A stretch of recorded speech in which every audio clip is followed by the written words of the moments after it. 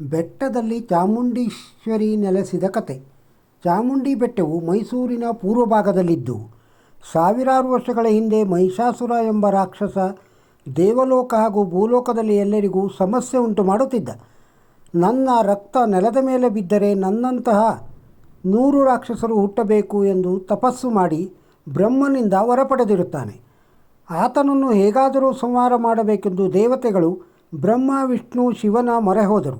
ಆಗ ತ್ರಿಮೂರ್ತಿಗಳು ತಾಯಿ ಪಾರ್ವತಿಗೆ ಹೆಚ್ಚಿನ ಶಕ್ತಿ ನೀಡುತ್ತಾರೆ.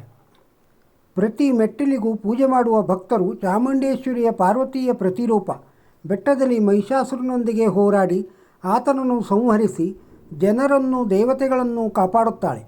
ಮಹಿಷಾಸುರನ ರಕ್ತದ ನೆಲದ ಮೇಲೆ ಬೀಳದಂತೆ ಚಾಮುಂಡೇಶ್ವರಿಯ ಸಹೋದರಿ ಜ್ವಾಲಾಮುಖಿ ತ್ರಿಪುರ ಸುಂದರಿ ತನ್ನ ನಾಲಿಗೆ ಚಾಚುತ್ತಾಳೆ. ಮಹಿಷಾಸುರನನ್ನು ಕೊಂದಿದ್ದಕ್ಕೆ ಚಾಮುಂಡಿಗೆ ಮಹಿಷಾಸುರಮರ್ದಿನಿ ಎಂಬ ಹೆಸರು ಬಂದಿದ್ದಕ್ಕಾಗಿ ಕತೆ ಇದೆ. ಈಗಲೂ ಚಾಮುಂಡಿ ಬೆಟ್ಟದಲ್ಲಿ ದೇವಸ್ಥಾನದ ಎದುರು ಮಹಿಷಾಸುರನ ಮೂರ್ತಿ ಇದೆ. ಹಾಗೆಯೇ ಬೆಟ್ಟದ ಸ್ವಲ್ಪ ದೂರದಲ್ಲಿ ಉತ್ತನಹಳ್ಳಿ ಜ್ವಾಲಾಮುಖಿ ತ್ರಿಪುರ ಸುಂದರಿ ದೇವಸ್ಥಾನವೂ ಇದೆ. ಈಕೆಯು ಮೈಸೂರಿನ ಅಧಿದೇವತೆ, ಸಪ್ತ ಮಾತೃಕೆಯರಲ್ಲಿ 7ನೇಯವಳು.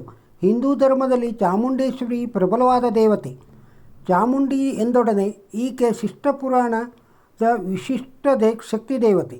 ಆದಿಶಕ್ತಿಯಾಗಿ ಹುಟ್ಟಿ ದುಷ್ಟ ಶಿಕ್ಷಕಿ, ಶಿಷ್ಟ ರಕ್ಷಕಿಯಾಗಿ ಮೈಸೂರಿನ ಮಹಿಷನನ್ನು ಕೊಂದು ಲೋಕಕಂಟಕರಾಗಿದ್ದ ಚಂಡ ಮುಂಡರೆಂಬ ರಾಕ್ಷಸರನ್ನು ಸಂಹರಿಸಿ ಚಾಮುಂಡಿಯಾಗಿದ್ದಾಳೆಂಬುದು ತಿಳಿಯುತ್ತದೆ.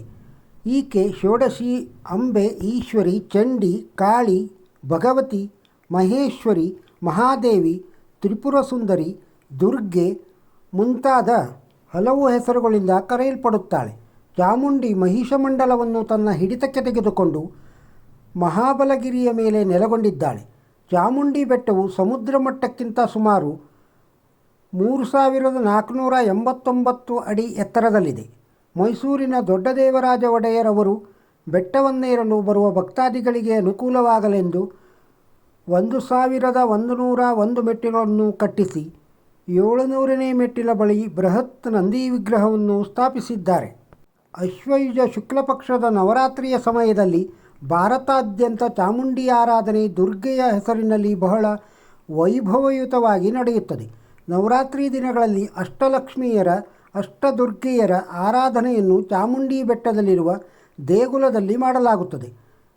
ದಿನವೂ ದೇವಿಗೆ ವಿಶಿಷ್ಟವಾದ ಅಲಂಕಾರಗಳನ್ನು, ಉಡುಗೆ ತೊಡುಗೆ, ಆಭರಣಗಳಿಂದ ಚಾಮುಂಡೇಶ್ವರಿಯನ್ನು ಸಿಂಗರಿಸಿ ಭಕ್ತವೃಂದಕ್ಕೆ ಸಂತಸವನ್ನು ನೀಡುತ್ತಾರೆ. ಪುರಾಣವೊಂದರ ಪ್ರಕಾರ ಬ್ರಹ್ಮನ ವರಬಲದಿಂದ ಮದೋನ್ಮತ್ತನಾಗಿದ್ದ ಮಹಿಷಾಸುರನ ಸಂಹಾರ ಮಾಡಲು ದೇವತೆಗಳೆಲ್ಲ ತಮ್ಮ ಶರೀರದ ಒಂದೊಂದು ಅಂಶವನ್ನು ತೆಗೆದು ಆದಿಶಕ್ತಿಯನ್ನು ಸೃಷ್ಟಿ ಮಾಡಿ ಮಹಿಷನ ಮೇಲೆ ಯುದ್ಧಕ್ಕೆ ಕಳುಹಿಸಿ ಅವನನ್ನು ಸಂಹಾರ ಮಾಡಲು ನೆರವಾಗುತ್ತಾರೆ. 10 ದಿನಗಳಲ್ಲಿ ಸಪ್ತಮಾತೃಕೆಯರ ನೆರವಿನಿಂದ ಮಹಿಷನನ್ನು ಶಕ್ತಿ ಮತ್ತು ಯುಕ್ತಿಗಳಿಂದ ಕೊಲ್ಲುತ್ತಾಳೆ. ಆದುದರಿಂದಲೇ 10ನೆಯ ದಿನ ದಶಮಿಯನ್ನು ಆಚರಿಸುವುದು ರೂಢಿಯಾಗಿದೆ. ಮಹಿಷನನ್ನು ಕೊಂದ ನಂತರ ಚಾಮುಂಡಿ ಯುದ್ಧದಿಂದಾದ ಶರೀರದ ಆಯಾಸವನ್ನು ನೀಗಿಸಿಕೊಳ್ಳಲು ನಂಜನಗೂಡಿನ ಕಪಿಲಾ ನದಿ ತಟಕ್ಕೆ ಬಂದು ಮಧ್ಯರಾತ್ರಿಯಲ್ಲಿ ಸ್ನಾನ ಮಾಡಿ ತನ್ನ ತಲೆಗೂದಲನ್ನು ಹರವಿ ಒಣಗಿಸುತ್ತಾ ಇರಬೇಕಾದರೆ ರಾತ್ರಿ ಸಂಚಾರಕ್ಕೆ ಬಂದ ಶಿವನಂಜುಂಡೇಶ್ವರ ಈಕೆಯಲ್ಲಿ ಅನುರಕ್ತನಾಗುತ್ತಾನೆ. ಶಿವನಿಗೆ ವಿವಾಹವಾಗಿರುವುದರ ಅರಿವಿರದ ಚಾಮುಂಡಿ ತಾನೂ ಕೂಡ ಶಿವನಲ್ಲಿ ಅನುರಕ್ತರಾಗುತ್ತಾಳೆ. ತದನಂತರ ಈ ಸುದ್ದಿ ಶಿವನ ಧರ್ಮಪತ್ನಿಯಾದ ಪಾರ್ವತಿಗೆ ಗೊತ್ತಾಗಿ ಅವಳು ಚಾಮುಂಡಿಯೊಂದಿಗೆ ಜಗಳವಾಡುತ್ತಾಳೆ. ಚಾಮುಂಡಿ ಗೌರಿಯರ ಜಗಳ ಜನಪದ ಸಾಹಿತ್ಯದಲ್ಲಿ ನಿಚ್ಚಳವಾಗಿ ದಾಖಲಾಗಿದೆ. ಪಾರ್ವತಿಯ ಮಾತಿನಿಂದ ಮುಖಭಂಗಗೊಂಡ ಚಾಮುಂಡಿ ಮೈಸೂರಿಗೆ ಬರುವ ಹಾದಿಯಲ್ಲಿ ಆಕಸ್ಮಿಕವಾಗಿ ಸುತ್ತೂರಿನೆಡೆಗೆ ಸಾಗುತ್ತಿದ್ದ ಮಹದೇಶ್ವರನ ಬಳಿ ಹೋಗಿ ಪ್ರೇಮ ಭಿಕ್ಷೆ ಬೇಡುತ್ತಾಳೆ.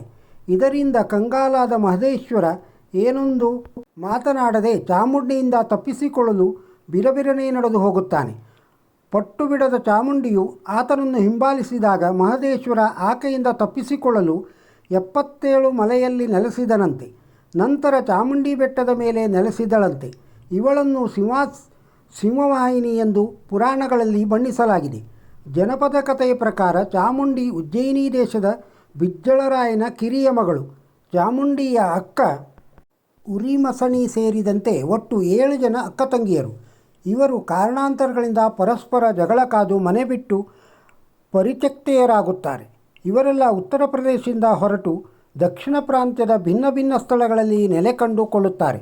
ಚಾಮುಂಡಿಯ ಹಿನ್ನೆಲೆಗೆ ಸಂಬಂಧಿಸಿದಂತೆ ಹಲವಾರು ಪಾಠಾಂತರಗಳು ಇರುವುದನ್ನು ಕಾಣಬಹುದಾಗಿದೆ.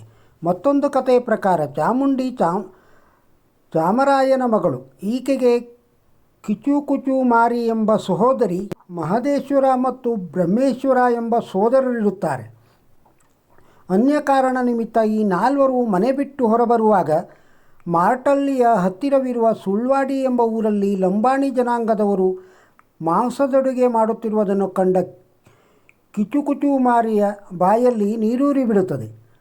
ಆಗ ಆಕೆ ತನ್ನ ಅಕ್ಕ ಮತ್ತು ಅಣ್ಣಂದಿರಿಗೆ ತಾನಿಲ್ಲೇ ಉಳಿಯುವುದಾಗಿ ಹೇಳುತ್ತಾಳೆ.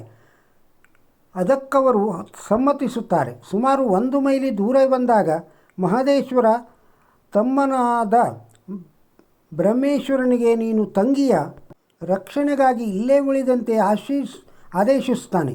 ನಂತರ ತಾನು ಮಹದೇಶ್ವರನ ಬೆಟ್ಟದೆಡೆಗೆ ಸಾಗಿ 7 ಮಲೆಯಲ್ಲಿ ನೆಲೆಸುತ್ತಾನೆ. ಚಾಮುಂಡಿ ಮೈಸೂರಿನ ಚಾಮುಂಡಿ ಬೆಟ್ಟದಲ್ಲಿ ರಕ್ಷಣಾ ದೇವತೆಯಾಗಿ ನೆಲೆ ನಿಲ್ಲುತ್ತಾಳೆ.